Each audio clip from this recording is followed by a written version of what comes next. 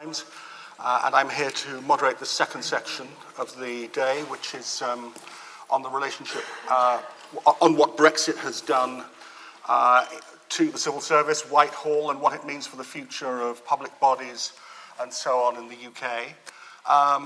We have an absolutely excellent panel to discuss this subject at a really apposite time.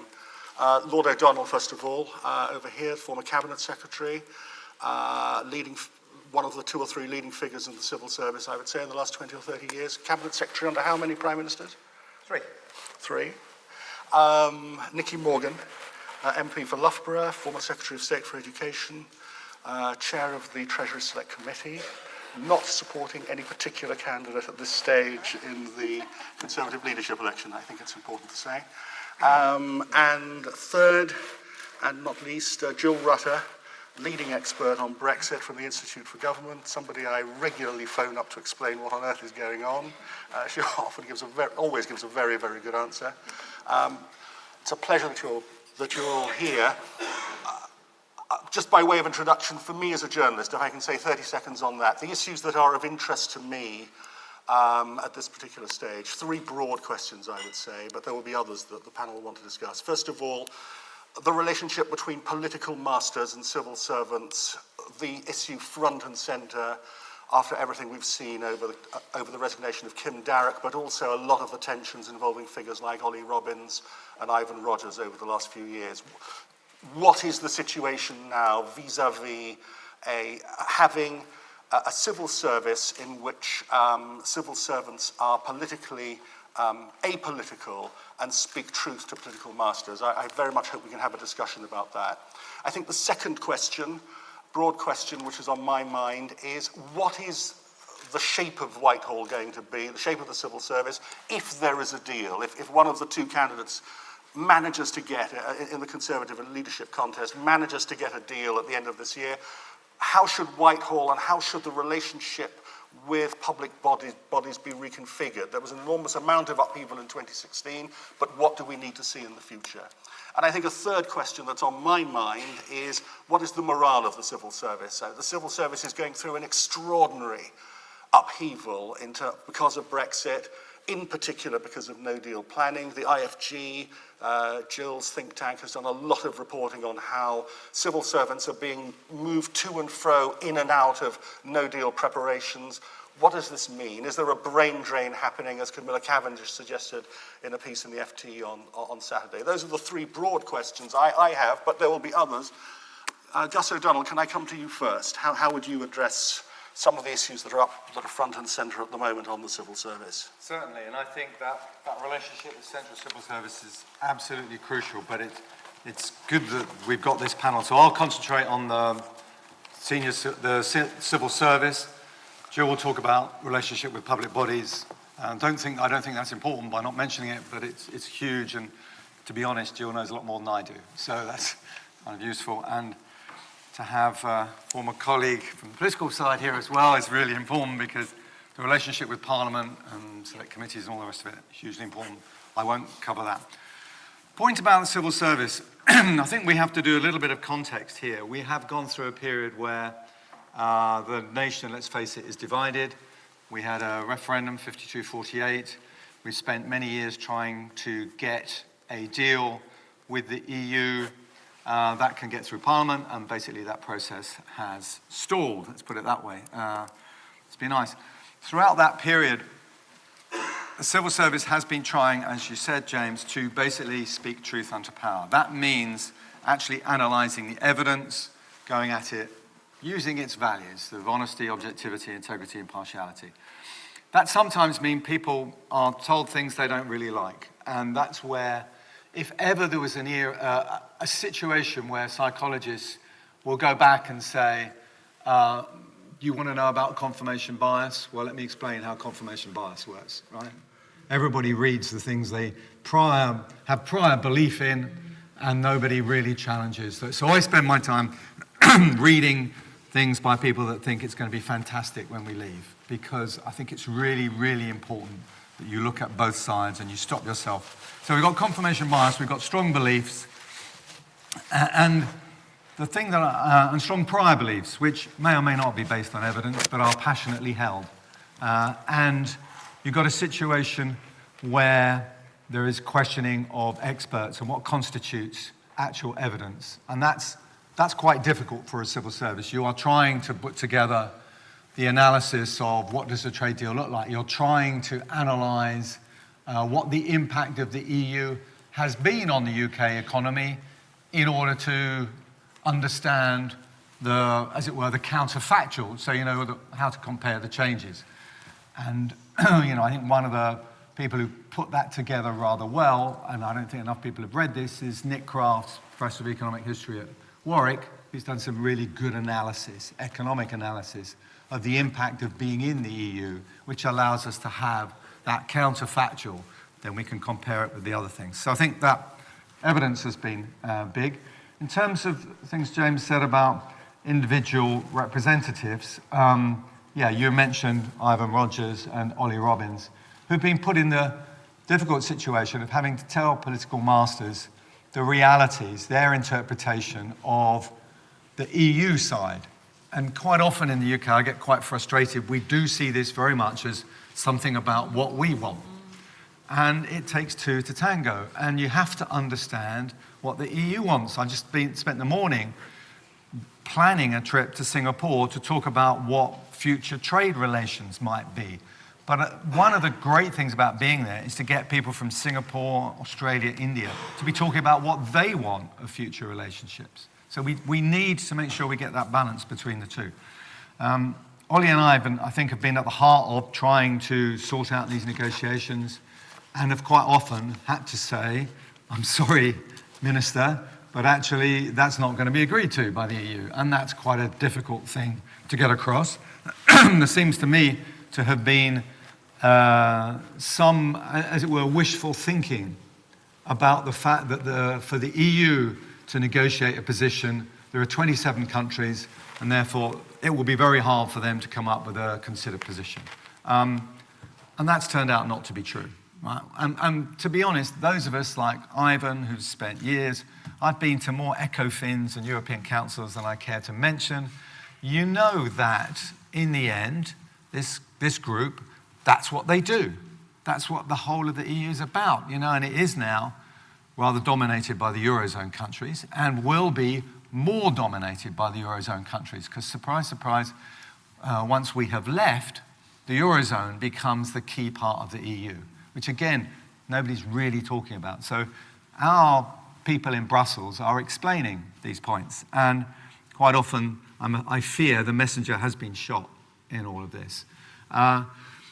In terms of what the civil service does, I think it's absolutely essential we carry on saying this, and it's essential that people like me as former cabinet secretaries defend our colleagues and defend that fundamental nature of speaking truth unto power.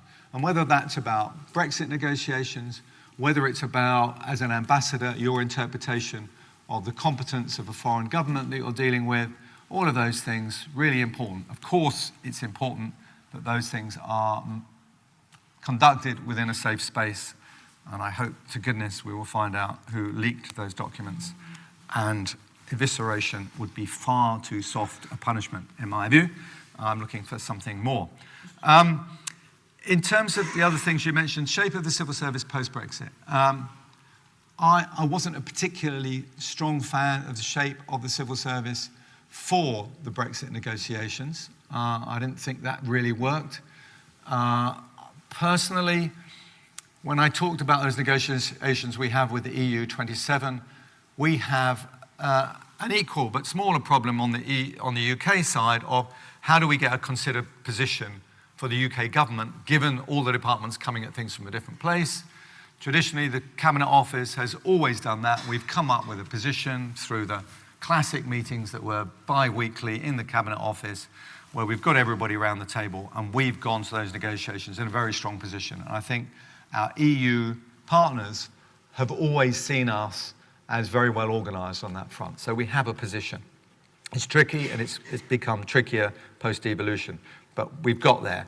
To then have a separate department dealing with this creates all sorts of tensions with the Cabinet Office, particularly when ultimately, as I think we're beginning to realise, you know, the individuals can sort out some of the detail, then it gets to the hard crunches, and that's where it's heads of government sitting around an EU table sorting these things out at an EU council. That's what happens. It's the Merkels, the Macrons, the Mays, the whoever next.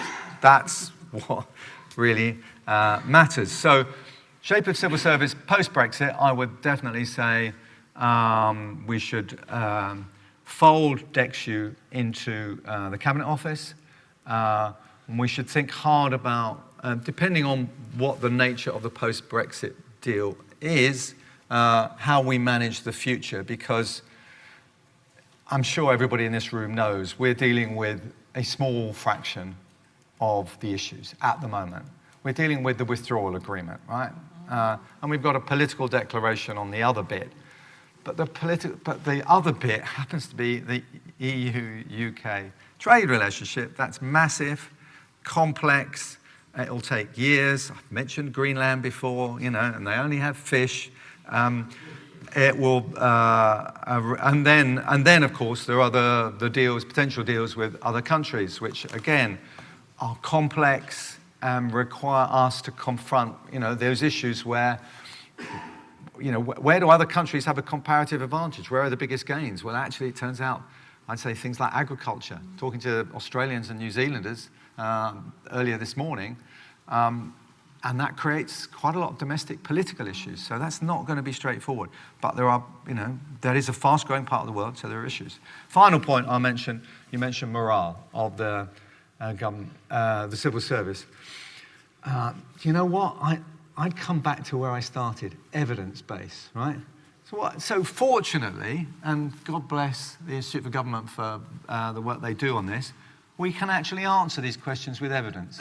In my day, we started the Civil Service Survey, People Survey, so we have a massive sample, and we can ask civil servants how they're feeling about things. We can ask them about their well-being, which is another thing we might come on to.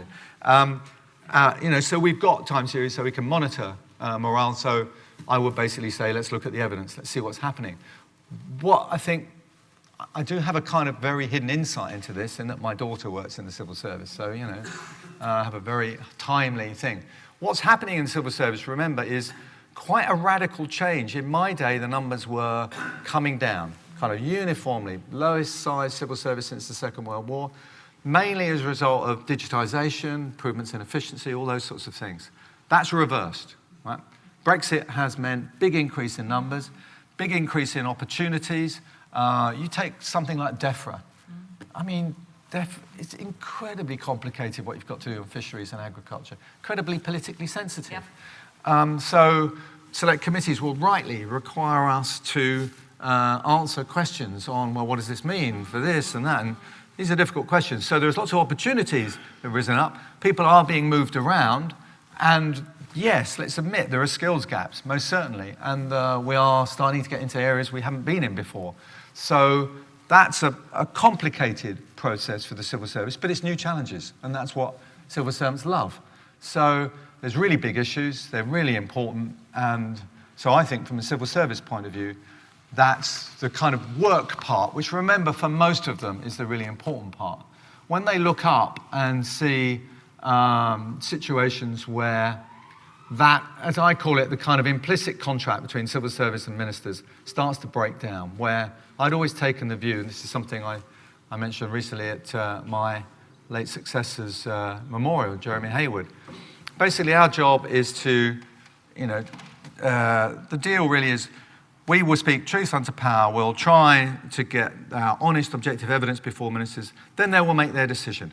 And that may not be the decision that we would have liked or thought was the right one, but once it's made, it's our job to get on and implement it as effectively as possible. That's the deal from the civil service side. That's the strength of a strong, impartial civil service that, remember, the only official rankings we've got from the Blavatnik School show the civil service as #1 in the world, right? Which I'm very proud of, but it wasn't done on my watch. It's done by Jeremy. So that's the deal, and in return for that, we ask of ministers respect for the civil service, not blaming them for things that, you know, because serving civil servants, it's right, they won't fight back. So I think that deal with all the best ministers, and we have one to my right, was preserved and never questioned. Unfortunately, some feel that this is a path they want to go down, and I think that's a rather silly path, and it just damages them. Hopefully, it won't damage the civil service, which I think has been around for a long time and is getting bigger and bigger. So I'll leave it at that. Excellent. Nicky, would you like to?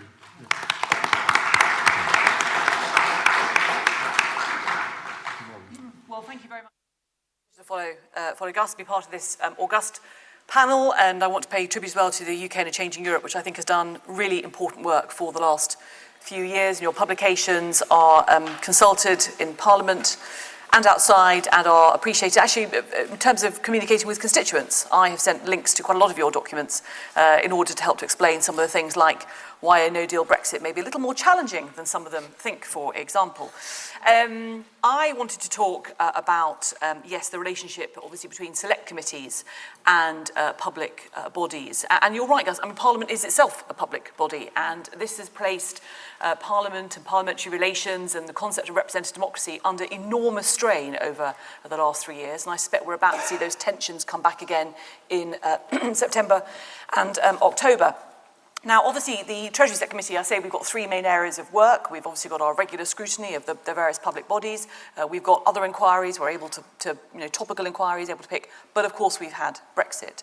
And that's been ongoing since before the referendum, but particularly obviously in the last 3 years. And we decided ahead of the meaningful vote, we didn't realise there were going to be 3 of them, and we're still going potentially, that we would ask, particularly the Bank of England, but also the Treasury, to prepare some economic analysis on likely Brexit outcomes and scenarios and submit them to us. Now, I don't think either institution, and the FCA did their bit as well on financial services, and of course we scrutinised the work of HMRC, very important in all of this as well. I don't think it would be fair to say that either the Bank of England or the Treasury were delighted at that request because they knew some of the pitfalls ahead, but they did absolutely, very professionally, the job that we had asked of them.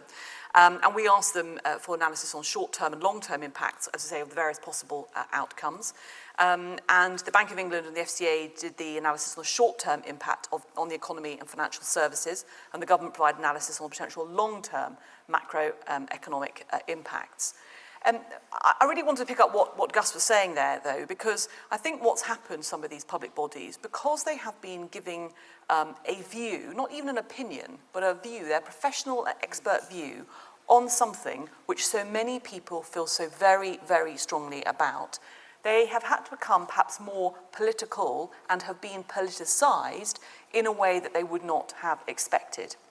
Now, leaving aside having members of the various policy committees of the Bank of England or officials in the Treasury being asked questions which are more properly directed at ministers, because frankly you can't get answers out of ministers as to what might happen in terms of Brexit negotiations. But I think Gus is right. In many cases this has been deliberately done.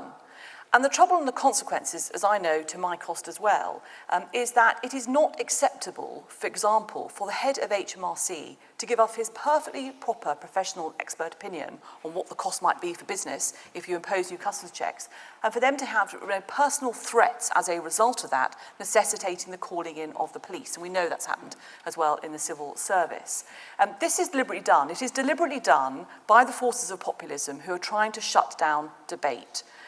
It mainly comes from those who are deeply pro-Brexit and very critical of what they see as Project Fear in the run-up to June 2016. But there are people on the other side who feel strongly, but just not liking anything like the numbers. And I think what's happened is that people such as the Governor of the Bank of England, who's been a frontline person before, but really when he's been talking about interest rates or inflation, suddenly becomes frontline in terms of how Brexit might unfold and what that might mean for our economy in a way that that's not happened before. Obviously, the head of the FCA, there's a financial services, a big part of our economy, services generally, and frankly, we did not have enough detail from the government about what they wanted. I was pushing for a white paper on financial services or services more generally ahead of the Chequers agreement or deal, and we didn't get it. But also, say, HMRC and obviously the Treasury as well. And what's happened is that we have found with witnesses, either those or others, giving us evidence often on other unrelated to Brexit issues, their views on Brexit are then quoted back at them, either by members of the committee who feel strongly on these issues, or people outside, and are then used to criticise the behaviour. I did raise this to the Liaison Committee at the House of Commons, that I thought we ought to set out a statement as Select Committee chairs that actually people should not, we need, in the same way that the civil service have to be able to speak truth to power, we need people as Select Committees, if we're going to function really effectively, to give us unvarnished evidence. Just occasionally we're asked to keep things highly confidential for market-sensitive reasons, and I completely understand that, but by and large I want people's evidence to be out there and for them to feel confident that in giving it, they are giving Parliament the benefit of their expertise, and that we will treat that evidence and expertise in an appropriate fashion. And most of the time, that is what's happened. But there have been times when some witnesses have come under a sustained barrage of attacks because of their perceived views on Brexit. And I don't think that doesn't stand Parliament in good stead, it doesn't do the Select Committee system any good, and it's unfair on those who really are doing their jobs. The other impact is on Parliament itself, obviously, as a public body. And speaking as a former minister, I suspect that many of my ministerial colleagues, particularly those who are not in Brexit-related or frontline Brexit departments, are deeply frustrated about the lack of progress, not helped, of course, by the 2017 general election result, but the lack of a majority and the focus on Brexit has meant that so much other stuff has not got done. And I think, frankly, the country is deeply, deeply fed up and frustrated with that as well, when they can see all the other challenges. I have to say at the moment, I think the Select Committees are the one place where Parliament is working. I think we've just celebrated our 40th anniversary. If you look at the wide spectrum of reports and work that is still happening under the Select Committee system, I think we are doing our job. We are holding people to account, we are producing interesting reports, we are making our recommendations to government and to other public bodies. But frankly, until we are able to resolve at least this first stage of Brexit, and I'm not entirely sure, as I said on the radio last night, what resolution now looks like in a way. I know I have my version of resolution, that's the problem. Everyone has their version of what they'd like this first stage to be resolved to look like. But until we can get there in some way, shape or form, it's going to be very difficult to start planning. The final thing I'd say is that we're doing an inquiry on the future of financial services. Again, it's a massive part of our economy. Financial services are huge taxpayers which fund all our public services that we need to be properly funded. It's very difficult. I think this is one of the things that's most affecting the country at the moment. It's very difficult when you can't look to the future and predict. And I think that's what's driving now the public sentiment of we just want a decision. In a way, people do care what the decision is, but they also just want to know what the parameters are going to be, particularly if you're in business, so you're able to make some decisions about the future, even if the consequences of that decision are going to be pretty rough for yourself, your employees, the business sector that you are operating in. And Select Committees should be helping people to plan for the future and shining a spotlight on the issues which government departments and other public bodies need to think about for the future. But it's very, very difficult to do at the moment when the future seems so very uncertain. So many challenges there, but I think the Select Committees, my colleagues on Select Committees, are very much rising to the occasion.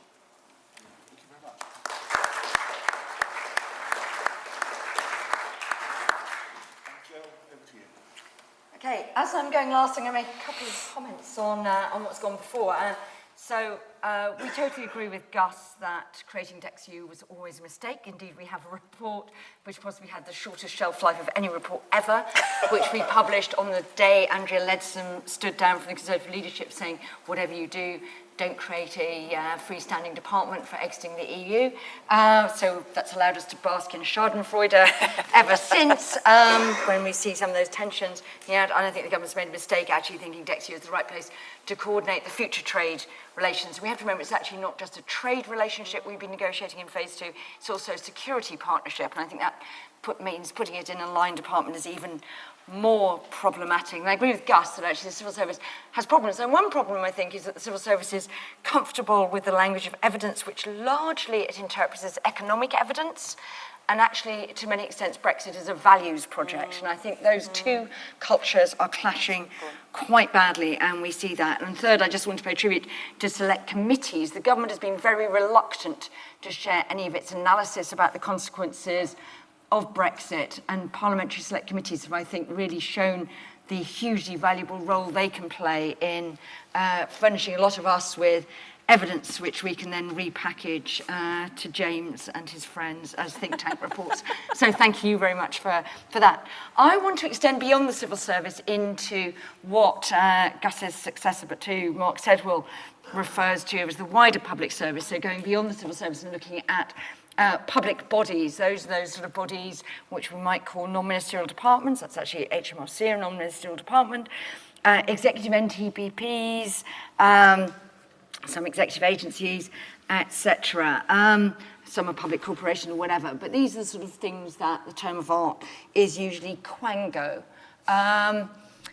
So the government came in 2010 promising the almost inevitable bonfire of quangos.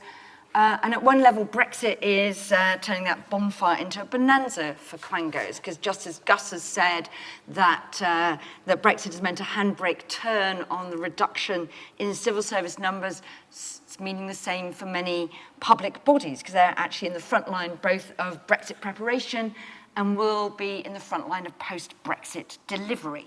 So Nicky referred to some of the work that the Financial Conduct Authority and the Prudential Regulatory Authority and the Bank of England are having to do in the run-up to Brexit to ensure that our financial institutions can weather the shock of a disorderly Brexit, but they're not the only ones affected. So if I just run through some of the examples.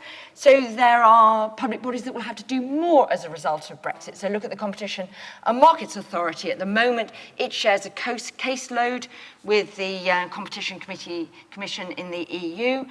Those will all come to the CMA after Brexit. The MHRA at the moment shares some of the sort of responsibility for testing with the European Medicines Agency. Depending on our future relationship with the EU, it might have to supervise all testing in the UK on new medical treatments. There are new regulatory activities. So the Health and Safety Executive with the Environment Agency are taking on the regulation of chemicals. The Office of Nuclear Regulation is taking over from Euratom to supervise nuclear facilities. There are new activities. There is an embryonic shadow trade remedies authority that is being set up to run the UK's trade defence policy, which will be a consequence of leaving the EU Customs Union. Unfortunately, it isn't a legal entity yet, because that requires the passage of the Trade Bill, which is one of the many bills held hostage in Parliament, because the Lords has put down lots of clauses the government doesn't like, which means that even though it's been knocking around in Parliament for the best part of a year and a half, it's not come back to the Commons yet. So the Trade Remedies Authority is now operating as the Trade Remedies Investigation Directorate as part of the Department of International Trade, using powers that the government got through the Customs Bill, which conveniently didn't have to go to the Lords, because that benefited from the way in which we treat finance bills. And then there are plans for big new bodies to supervise government after Brexit. So Michael Gove, if he survives as Environment Secretary, has incredibly ambitious proposals to create an Office of Environmental Protection, which slightly bizarrely will be the Office for Environmental Protection for England and Northern Ireland. And we are promised separate OEPs for Scotland and Wales. Go figure. That's partly because there isn't a government that can legislate in Northern Ireland at the moment, partly because Michael Gove invented his OEP for England only, and then said to the devolves, if you'd like to play ball, come along and join in, rather than saying, actually, it makes much more sense to set this up on a full nation basis. Why don't we talk from scratch about how we might do that? So what are the challenges they face? I think there are 4 big challenges. The first is a management challenge. These bodies are sitting there, but they don't know when they have to take on those new functions. So it's quite difficult. You've recruited a bunch of staff who thought they might have to swing into action on the 30th of March. They then thought they might have to swing into action on the 13th of April. They might now be needed on the 1st of November. They might be needed a couple of weeks later than that, who knows. On the current plan for the implementation period, they will be needed on the 1st of January 2021, but I don't think anyone in government really thinks that's long enough as an implementation period. Nobody's quite admitted that yet, so it might be January 2023, or it might actually be never, because that really depends on the state of our future relationship with the EU. So that's quite a difficult thing to do, to get people ready to go, but actually possibly kicking their heels for 3.5 years. And there won't be as much sport to watch on TV. Anyway, I had to get a reference in somewhere. Second, there's a capacity challenge. These are by and large functions that we have looked to the EU to do, and we can't just invent that expertise overnight, particularly not when it's actually harder for us to acquire expertise from one of the places we might have done it, which is the EU, when we are making the UK seem a slightly unwelcoming environment for people. And one of the things we're seeing is a bit of a battle for expertise between government departments and their ALBs. If you heard Tony Juniper on the farming programme this morning, he was talking about how Natural England, one of DEFRA's ALBs, has been hollowed out as people have been sucked into the core department to fill expertise gaps there. The third one is a devolution challenge. These problems are multiplied if we insist that every country has their own special little arrangement. That's not happening in all cases, may not be the most sensible way, but there is a potential role for those, for public bodies to help glue back what the politicians insist on sort of driving apart. But I think the biggest challenge lots of public bodies will face is a sort of expectations or a credibility challenge. Being members of the EU means that people, particularly NGOs, citizens, have been able to look to Europe for redress against the government. The EU has been able to take enforcement action against the UK government, and indeed ministers have often been able to blame the EU for things that they don't like. Down the line, the UK is trying to replicate some of those through domestic bodies, but domestic bodies can never have the same status as the EU, as we are discovering. It is quite difficult to get yourself out of the jurisdiction of the EU. It's not something you do overnight, whereas ministers in 2010 actually proposed that they could abolish public bodies, even those set up by primary legislation, by statutory instruments. The House of Lords said no, so they were forced to drop that schedule to the bill. But primary legislation can undo public bodies. We see that time and time again. So public bodies in the UK always have to tread a line between looking to the politics on one side and looking to actually fulfill those duties. That brings me to the sort of final point. It's possible that public bodies will be entrenched through international agreements, and that might give them a bit more status to exercise those functions against the government. But I think one thing Brexit should get us to do is to look again at our very casual and cavalier attitude towards the status of public bodies and whether it's really, really right that we have such a sort of ad hoc, random approach to the way in which we classify public bodies, the powers we give them, and to their status in our constitution. Back in 2010, we wrote a report at the Institute for Government called Read Before Burning and suggested actually we needed a way of creating special status for those public interest bodies that are supposed to protect the citizen in the UK against some of the temporary whims of government. And I think it might be a good occasion with Brexit to look again at whether we don't need to do that.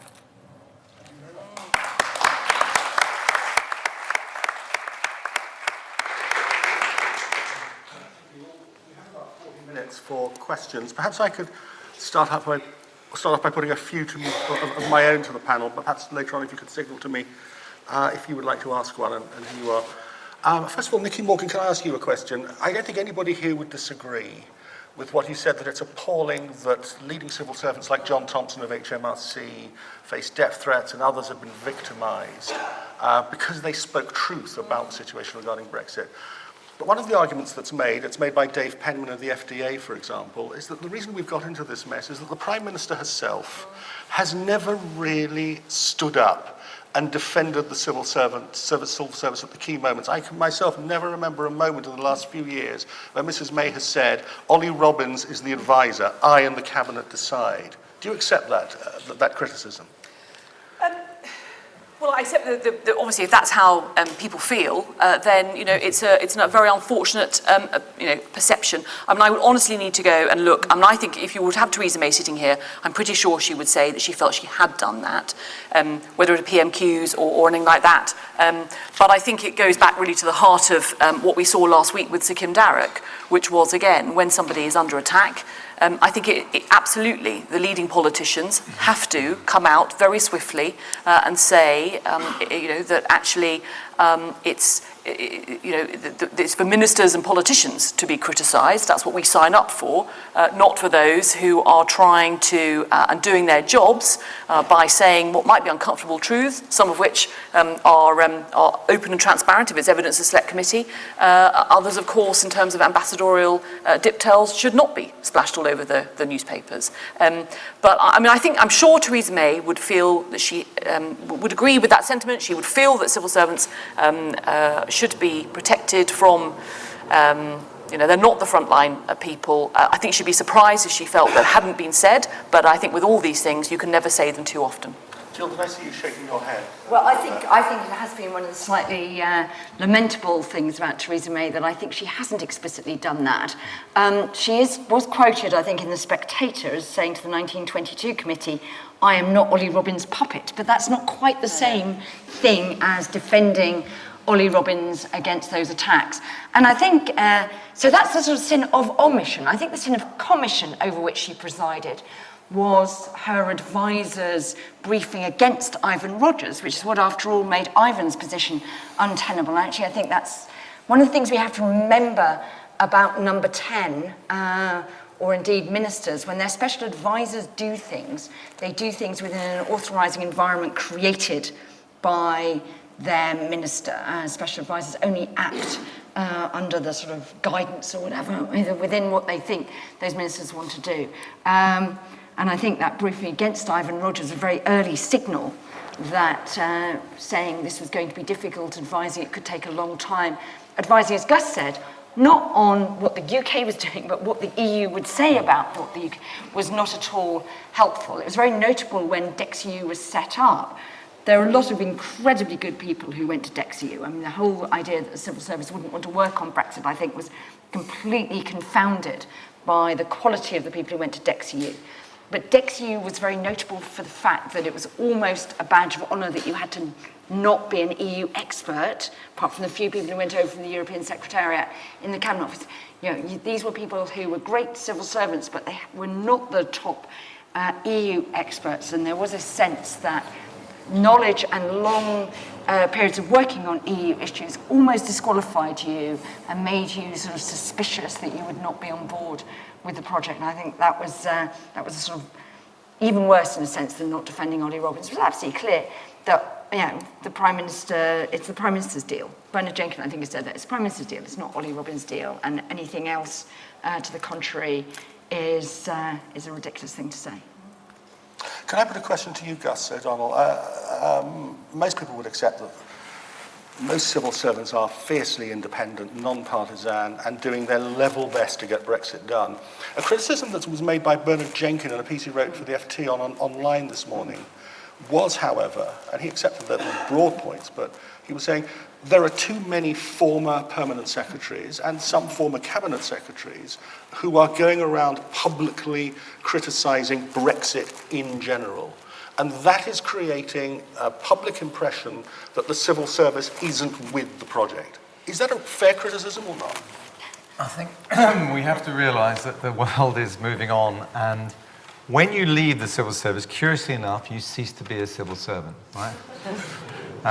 This kind of blatantly obvious, but so I was put in the House of Lords to have a view and to speak as a crossbencher, truth unto power, publicly. And so I have voted in the House of Lords. Jill referred to something I'm quite proud of, which was the bit on public bodies amendment, which the House of Lords did some time ago, and I think I actually tabled that one. I thought you were still Cabinet Secretary then, Gus, but anyway. No, there was one that came up in the House of Lords, which I remember, it was possibly later, sorry. So I think we are in a world where when you cease to be a civil servant, you do not join a monastery, curiously enough. You do not cease to have any views. If you are in the House of Lords, you're making speeches, you're voting on things, I think it's perfectly legitimate for former civil servants to have a view. They have a lot of expertise. Yes, we're invited on to talk about issues like former diplomats, to talk about issues of foreign policy.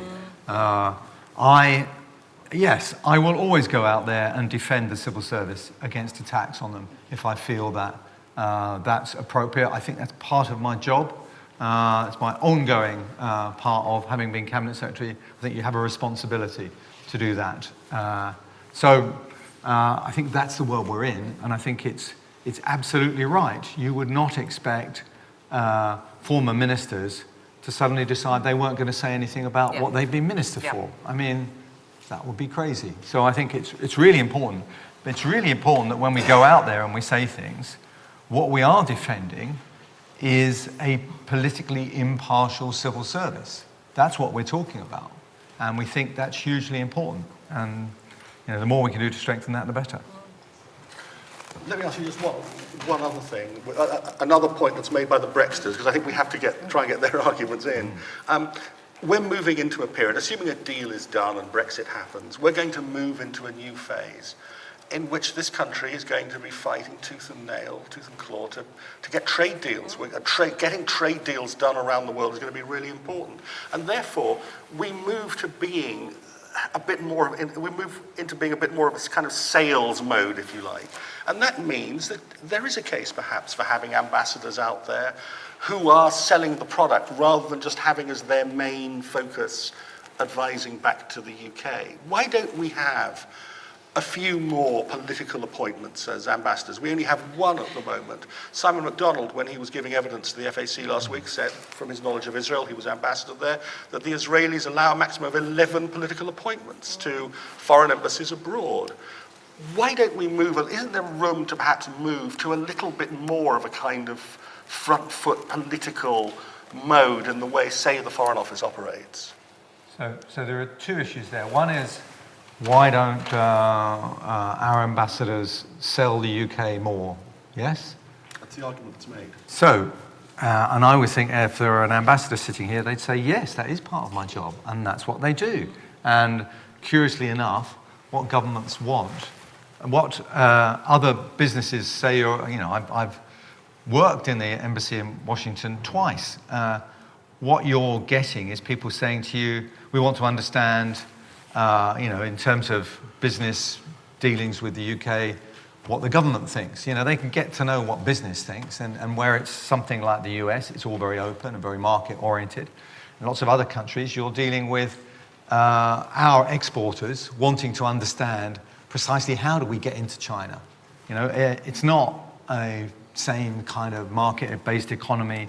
Sometimes you need various other skills, and actually, those are the skills of a diplomat who understands governments, who understands different forms of government regime. So I would say, in all of these things, I'm all for meritocracy. Let's get the best person for the job.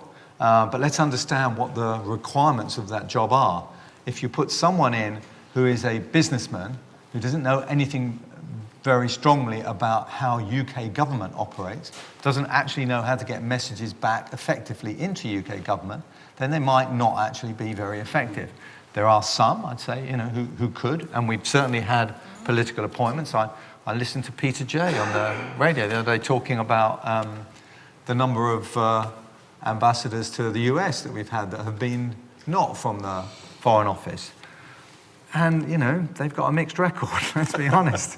So I would just say, best person for the job. I wouldn't rule out political appointments, but I would just say, let's be absolutely clear what the criteria are for this. And certainly in a future world, if there's a lot more about negotiating trade deals, well then let's get, let's have that as a bigger weight in terms of who we select. So someone that knows more about trade, most certainly. But that doesn't necessarily mean immediately flipping to someone on the political scene. Might mean moving to someone from business sector, and someone who actually had some experience of working in the public sector and the private sector would be great. Let me open it up to you, please. Gentleman over here. Thank you very much, Keith Best, former MP. I'd like to come back to 2 points you made, James, and I know they've been articulated to a certain extent, but just to delve a little bit more into it. First of all, the whole question of trade negotiations. We haven't really had to negotiate trade treaties for 40 years. And so there is a dearth of people confident to do that. And I'm afraid what's coming out of the recent visit of Liam Fox and his team to the United States shows that the United States negotiators are running rings around us there, quite frankly. And I don't know if that's an unfair comment, but it's certainly my impression. The second thing is having people in positions abroad. And of course, it's now going to have to include EU countries, so we're going to have to boost all those embassies very dramatically if we come out of the EU. But it's also the question of Africa. You know, I'm told French embassies are crawling with economic counsellors and people who are really skilled at negotiating with local suppliers and things like that and bringing trade back to France. And we usually, you know, have one or two ambassadors, staff or attaches there and nothing like that. Where are we going to get these people from? I mean, this should have been thought about, frankly, years ago, certainly 3 years ago, but where are we going to get those people from? And what plan has the civil service, or should the civil service have, for actually training up indigenously a whole series of people, not just to fill our embassies in the way I've described, but also to be effective negotiators on trade treaties? Nicky, do you want to address that? Well, just the first part of it, which is I think, because I think that probably Gus or Jill are better about the sort of the staffing up of the embassies and everything. Although all I would say is on my visits to overseas embassies, there is a lot of evidence about the selling that is already going on about you know, Great Britain, Northern Ireland, and you know, everything in between, and all the, you know, many businesses, all the trade missions, and everything else. I think you make a really good point, though, Keith, and I've said this before about how we are going to handle civil service, but also Parliament, the whole issue of trade negotiations. I don't think we realise at the moment how much time this is going to take up in terms of parliamentary scrutiny. We had a little flavour of it a couple of years ago when TTIP was talked about, and obviously, you know, mass public campaigns about the NHS, which we saw come back as a very live issue when Donald Trump visited us, 2 months ago, and that's the sort of issue that's going to keep coming up, that the government's going to have to handle. MPs are going to be thinking about their own areas, as we see often, particularly with sort of US representatives as well. You know, what am I going to get in terms of what's the trade deal going to say that's going to benefit my constituency that I represent? And we've had a debate in the select committees about how we're going to scrutinise all these trade deals. You know, the Department for International Trade Select Committee, are they the best place? You know, do we have to, obviously, if it relates to services or financial services, do you parcel it out to the other select committees? I don't think we haven't got to a place yet, because the trouble is we're still obsessing about stage one. So the civil service, does recognise exactly the capacity gap you've identified. So they are actually doing some things. They appointed an external chief trade negotiator, Crawford Faulkner's, in the Department of International Trade. They're creating a trade profession, but there's a bit of an issue with sort of civil service professions and quite how meaningful are they? Is this just how you badge yourself when you happen to be, landed on that seat for that sort of small period of time, or do you actually do what you really need, which is a sort of cadre of people who are incentivized to stick with it? The first permanent secretary at the Department for International Trade, I think, didn't get that at all, Martin Donnelly. When he made a speech at the Institute for Government, he really didn't see it as anything other than just a sort of, another skill you have as a generalist policymaker. I think that's changed. The FCO has set up a thing called the Trade Policy Academy, which is taking cadres of civil servants, and I think offering to some politicians as well, experience on actually simulated trade negotiations. But simulate is the key word, because simulation is not doing the same as doing the same thing. What Department for International Trade are focusing on now, by and large, is the rollover trade agreements, the ones we need to stand still, to replace the ones we have through the EU. Though some people, I think, said they were slightly cut off at the knees on that by the announcement of the UK's no-deal tariff schedule, which made some countries say, well, what on earth are we bothering with negotiating with you for? You've sort of offered this all through back door. So I don't think we've quite got our coordination necessarily in place. One of the things, actually, I was quite intrigued last year. It was very unexpected. I was chairing an event at the Institute for Government with lots of business organisations, which was mainly people saying about how worried they were about no-deal planning and all those sorts of things. But the one thing they did all agree, actually, was they thought the Department for International Trade had brought a new focus, the sort of work, not of trade agreements, which are a little bit of the party, but trade promotion activity, sort of activity done by UKTI. And that really had stepped up, because actually that's where most of the gains are to be made rather than on the trade agreements per se. I mean, look at the sort of comparative thing. I mean, Germany and the UK trade under exactly the same trade regime, but they export loads more. And that is not because of different trade agreements. We both benefit from exactly the same trade agreements. So I think the DIT had sort of done some to focus that.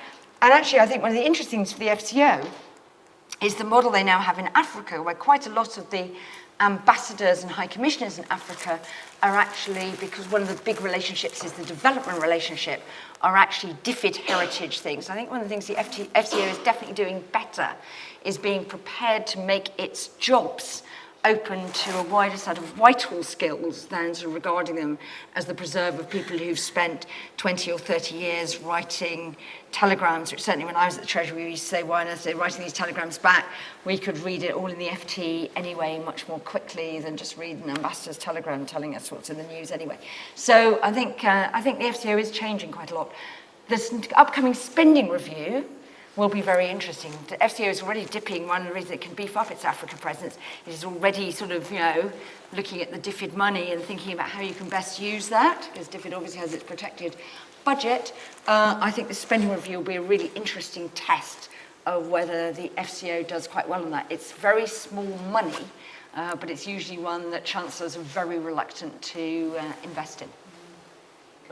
Go ahead, please. Very briefly. You're absolutely right. Trade is hugely important, and there are some skills gaps. There are skills gaps across the scene. We have observed a number of politicians making statements about GATT rules that are basically wrong, right? They don't understand most of this stuff. I've tried my best. In my role as chairman of Frontier Economics, we set up something called Trade Knowledge Exchange, got some of the trade experts from around the world together to put stuff out on the web for free, explaining the basics, right? One of my key guys, Amar Breckenridge, worked for the WTO. He understands the rules, which frankly, I just cry about the stuff I hear most of the time, how ignorant they are about these things. So there's a basic knowledge gap, absolutely, and we need to try and fulfill that.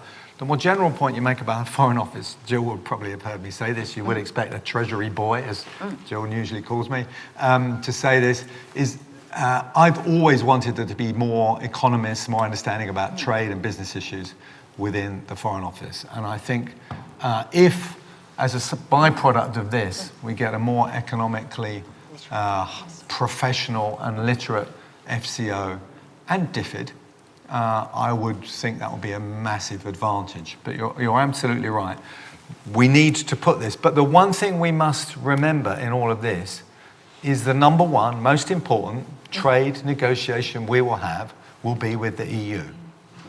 And that requires you to understand all the EU rules. And we have a lot of people that have spent a long time doing that. So that's one area where we are quite good. But yes, for the rest, skills gaps, we need to fill them.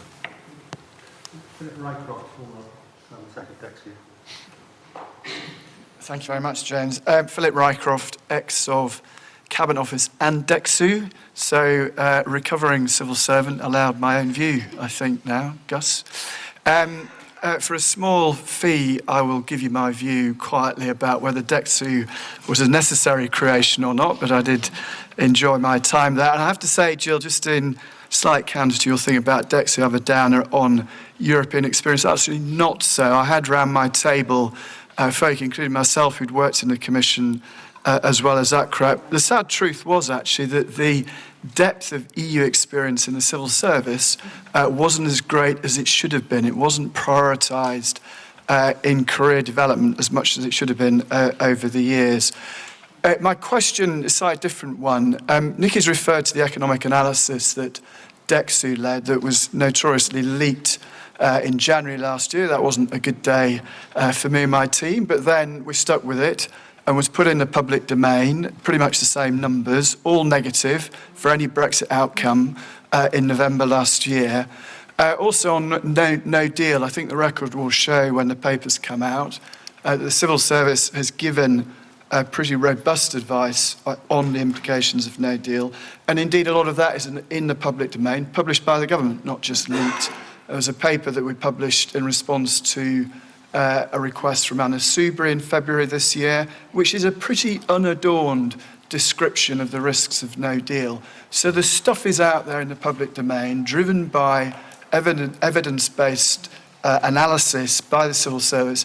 My question is a sort of speculative one. What happens to the civil service if it turns out that the experts were right?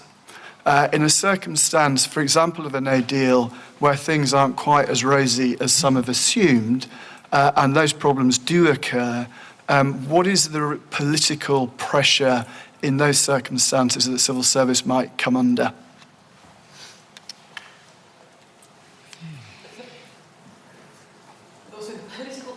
I think at the end of the day, I mean, if what we've said, which is actually the civil service, it won't be the civil service won't be under political pressure. It'll be the people who were politicians in the cabinet at the time, and there will at some point have to be an inquiry into Brexit, how we got to the referendum, what the question was, how it was conducted, you know, why it happened, how it was handled, the course of the last 3 years and beyond, and everything else.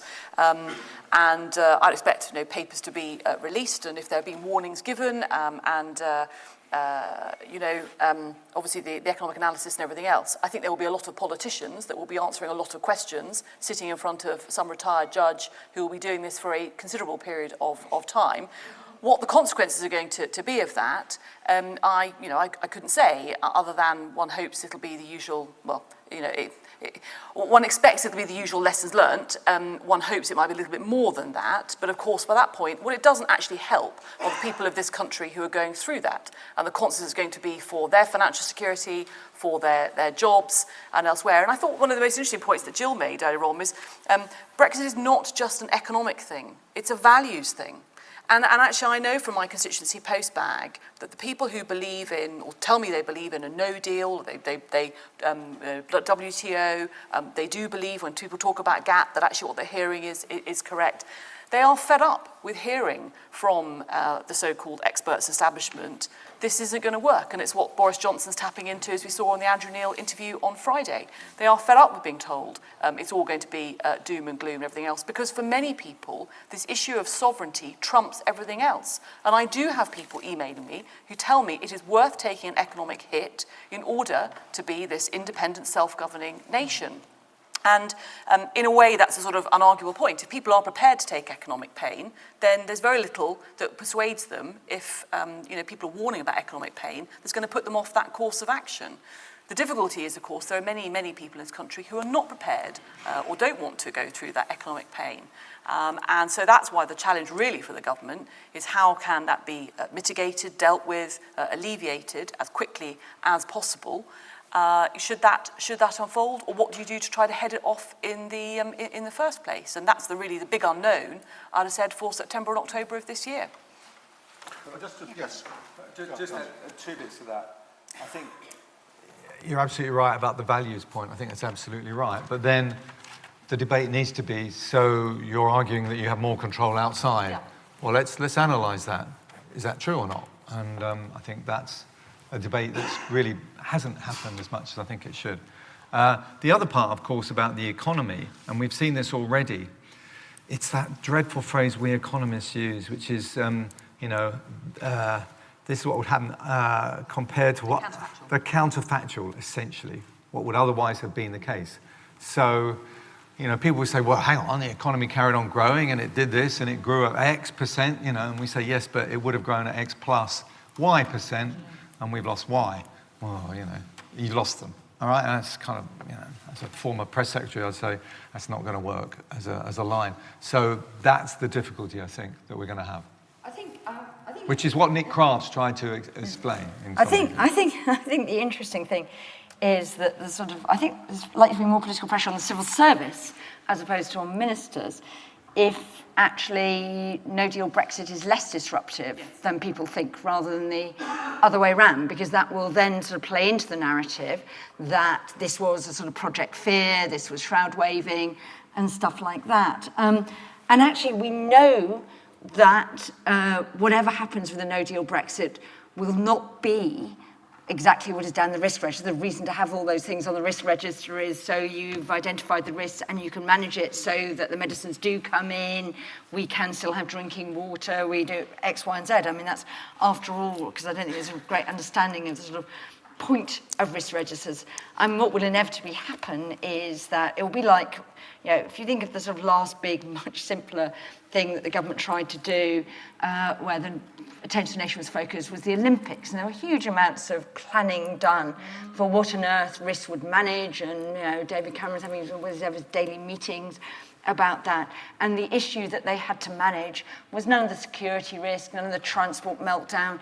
It was the fact that there were empty seats visible in the stadium. And that's what ended up preoccupying people in the Cabinet Office, was how on earth could they get people in there, because it was really bad PR that people couldn't get tickets and yet could see empty seats in the stadium for sold out events. So there will be something that happens somewhere that people didn't spot, so there'll probably be a bit of attention on that. But I think if it's sort of, you know, people can, in the way exactly as Gus says, that they're sort of pointing to the fact there wasn't an instant recession as evidence that the Treasury, you know, was just indulging itself with Project Fear or whatever. I think that's, in a sense, sort of, you know, bigger risk to the civil service as opposed to ministers. Yeah. Nicky is absolutely right. The people who are in the front line for the negative effects and who will be, you know, pulled down to urgent question after urgent question will be the ministers, not the civil servants. Can I just come back to you, Philip, because you made such an interesting question. What it seems to imply is you think that if there is no deal and no deal goes badly, you think it's the civil service who are going to get the blame, that there's nothing to stop that happening? It's a question in my mind. It's a sort of ascription of agency, if you like, because you were predicting it wouldn't go well. Was this sort of underlying suspicion that the civil service hasn't put its back into the planning, and if it goes wrong, there's going to be a lot of folk out there looking for people to blame. That was my point. And no doubt, in normal course, of course, the people who should be getting that blame should be the politicians because they've taken the decisions. But in that context, the people who are sitting in front of the select committee are not going to want to say, it was my fault, it was me what done it, as it were. They are going to be looking for reasons why things haven't turned out as they have done. And it's just the temper of the times is such, and the politics is so febrile, and it is quite difficult to see yourself into that world, which is why I was just trying to prise open your thinking around that. I certainly worry about that. I hope I don't have to, but I am worried about it. I think one thing that does play into your narrative, Philip, is the fact you may have different ministers in charge in a lot of key departments who will sort of, you know, defend themselves by saying, well, this is what my predecessor and their civil servants did, not me. Because I think if you were there and you were a Chris Grayling or a Michael Gove who'd worked through all those plans, you sort of co-owned whatever the preparations had been. Whereas if you're a minister who's, you know, taken it up in July and just been told this is where we are and we're pretty much set on that course and we're ramping up back, you know, the plan we had earlier, then, you know, and it really is October the 31st, then you won't feel the same sort of degree of ownership and be tempted to say, well, my civil servant said it would be okay. And I think that is a, you know, that is a bigger risk than if you had ministerial continuity. Can we go to this gentleman here, please? Oh, fine. Go ahead, please. I'll come back. Thank you. Hi, Mark Rivetti from the People's Vote campaign. Andy Wigmore and Aaron Banks have been using very strong language in relation to the Kim Darroch situation. And I just want to quote something from Andy Wigmore that he wrote on Twitter, which was that when Boris Johnson MP gets the top job, we will drain the swamp, ridding the CS of types like Kim Darroch. Now, that's very slightly disturbing way of putting it. I just wanted to put it to the panel, or ask the panel, do you think that the oncoming Johnson premiership represents an unprecedented danger in that regard of politicising the civil service? Nicky, I think probably you're the person to start. That is an appalling tweet, but sadly not surprising from either of those two. If they're not draining the swamp somewhere, then they're draining it in MPs, the Conservative Party, you name it. We've had attacks on the judiciary. So all of the elements of society. I mean, this is a systematic campaign organised by those individuals, by Leave.eu, by others who support them. You only have to look at the connections on Twitter, watch the programme and the threats that a number of us faced, where this goes back to and everything else. Now, look, I think sometimes people, MPs and others, don't help ourselves. There are things that we will do and we will say,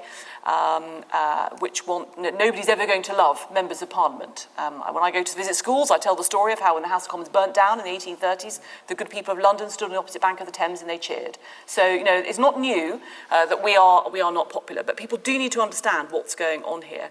To answer your question directly, of course, that assumes we have a Boris Johnson premiership, which does appear to be where we are heading.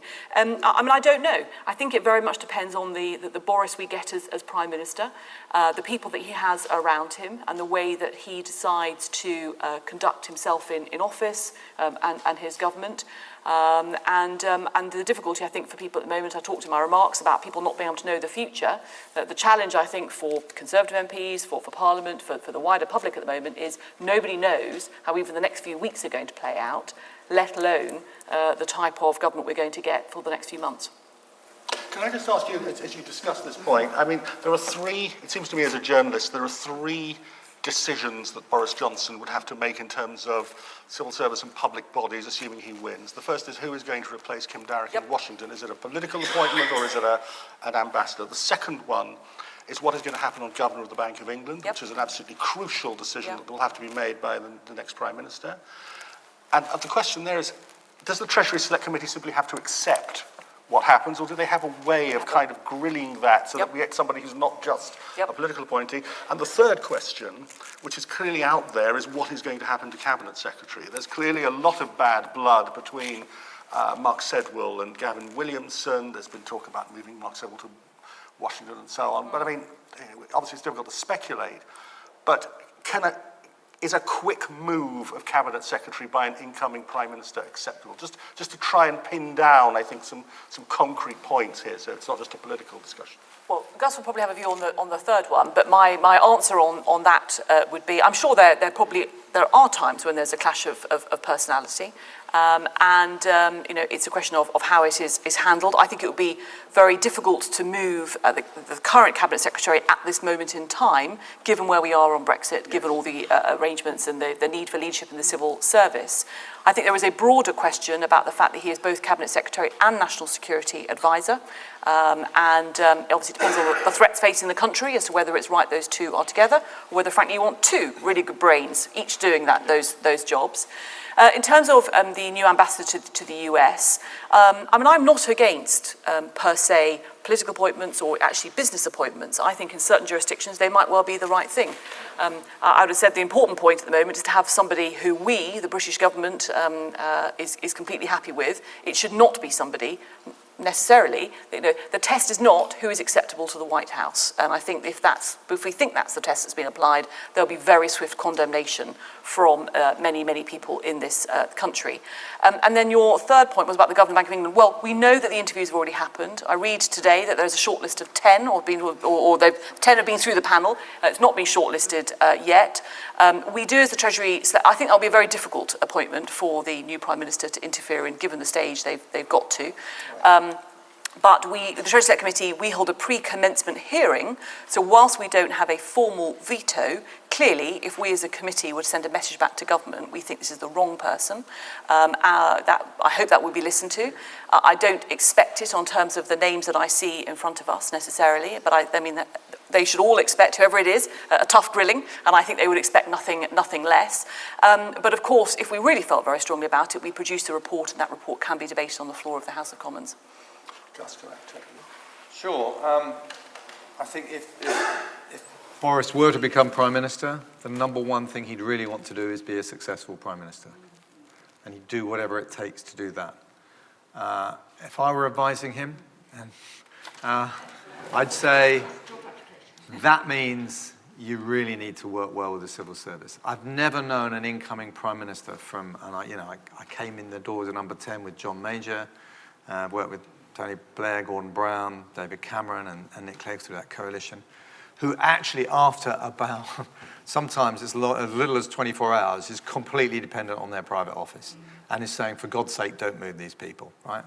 I think, and actually in terms of words, all the things that were said at Jeremy Hayward's memorial service from all of those prime ministers on the record, including Theresa May, which was, I think, a reference to the earlier question, show their high regard for the concept of a politically impartial, objective civil service. So I think, Boris would fail if he doesn't get that. That drives everything. I think, as people have said, it's really important to have people around you, good people around you. As we know, Boris isn't quite one for fine detail on occasion, if I can put it that way. I'm trying to be a diplomat now, so I'm applying for all the jobs. And I would strongly say, don't move your cabinet secretary. Stick with it, because that cabinet secretary's been there a long time. The whole thing happened in very unfortunate circumstances, but I'd say go with that fundamental principle. You'll be a success if you have really good people around you. Therefore, always choose the best person for the job. And we have good, tried and tested, objective ways of doing that, which now involve select committees, which I think I was slightly sceptical about, but I have to say I think do a good job in that respect. And I think they are a safeguard, actually, for that business of meritocracy. Can I just add a couple of things? Go ahead, please. I think there's another key job, which is who replaces Ollie Robbins. So I think there's how's Ollie treated is one of the things, and who replaces that sort of role as the chief negotiator on the civil service side, if there is one. So I think that's going to be something. It looks like he's going to go for Geoffrey Cox, doesn't it? That we assume is a sort of minister, and we've said this is ministerially led, but it was always ministerially led by the Prime Minister. So actually, what does that look like underneath that? Yeah. Are there civil servants? So I think that's an interesting question. And what happens to, what happens and how do they move Ollie on? I think it's going to be one of the tests. The other thing is just on this Mark Sedwill and NSA thing. I'm slightly in a minority of one. That I think Mark Sedwill has an inordinate job because he is Cabinet Secretary. He would say he's not running the Cabinet Office in the way Gus did, because John Manzoni's there, Chief Executive of the Cabinet, that Permanent Secretary of the Cabinet Office, who's doing fewer jobs than Gus, who was also didn't have a National Security Advisor at the time, so Gus multitasked, but Mark has obviously got Brexit. But the bit that Mark knows about in his job is national security. The bit that Mark doesn't know about is domestic policy. But Jeremy Hayward knew domestic policy like the absolute back of his hand. And I think the big sort of gap for the Prime Minister, if you're looking for another bolstering permanent secretary in the Cabinet Office, I think is to have someone who can run a domestic policy agenda and get that moving. You're facing a spending review, probably in the autumn, and that actually is where Mark himself would admit he does not have that experience. And I think particularly with him having to focus so much on Brexit and the national security stuff, that is the big lack, is to have some really big hitter who can do the Prime Minister's bidding to actually get a domestic policy agenda back up and running, because that's actually been missing in action for the last 3 years. I'm going to have to draw it to a close. I thought it was a fantastic discussion. May I say thank you to the UK and a Changing Europe, Catherine Barnard, on who I'm very reliant. Also Meg Russell, Constitution Unit UCL, thank you. And also I'll say the IFG as well, just to pack in all the superb think tanks we have in London, of which we are very, very lucky to have. Would you please give a round of applause to our